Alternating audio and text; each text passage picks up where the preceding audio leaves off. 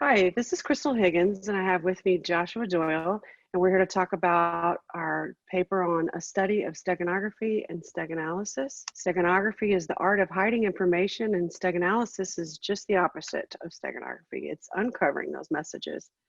And our experiments will be to embed different types of files inside of a cover image, and then we'll use steganalysis to compare and contrast the resulting stego images, along with revealing the embedded file again from the stego image and analyzing the results. We've come up with 3 scenarios for our experiment. The first is embedding a text file, and the second will be embedding a WAV audio file, and the third will be embedding a JPEG image, and all of these are going to be embedded into the same cover file, which is a JPEG image.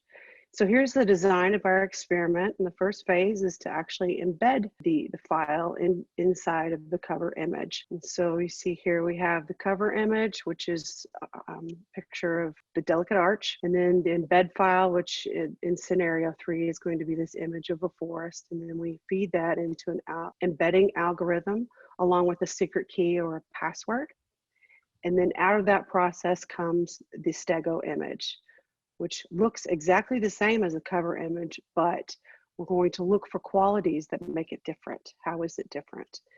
Through steganalysis, and that will be the output of that. And then we'll take this stego image after our steganalysis and we'll input it into the file extraction process. So we'll use the same secret key that we used in the embedding process. And out of that will come an embedding file, this picture. And we will compare this picture in the extraction process, this embed file, with the original embed file that we used in the embedding process, and compare and contrast those. So this is the cover file, as I explained. It'll be the same image used for all 3 scenarios. So in the first scenario, it's a text file. It'll just simply say, "Meet me in Moab." The second one is a WAV file, and when you actually play it, it's a duck quack sound. And then the third, as we talked about, is this forest picture. The embedding process will use the steg hide command.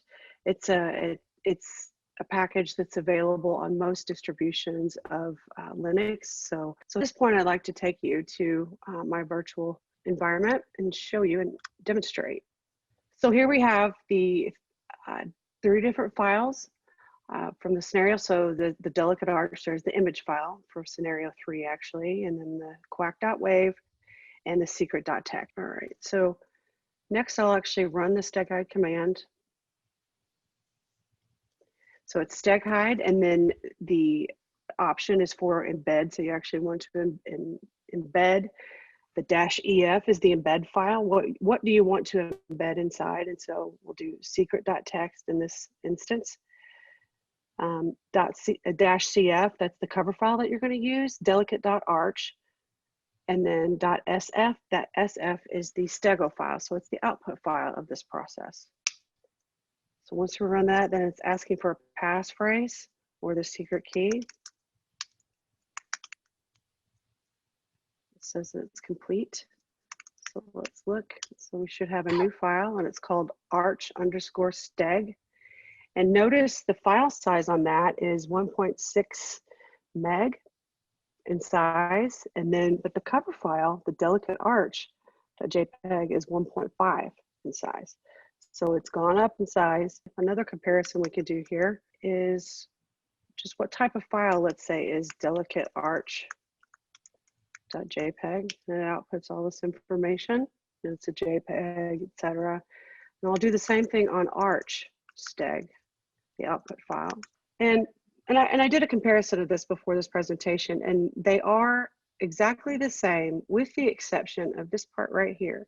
EXIF standard is cut off, like it's not in the stego image that we produced. But other than that, they're exactly the same. At least the metadata is, but this file size is different. So at this point, I'll pass it to Joshua for further steganalysis. As Crystal demonstrated the steganography, just adding the image to it.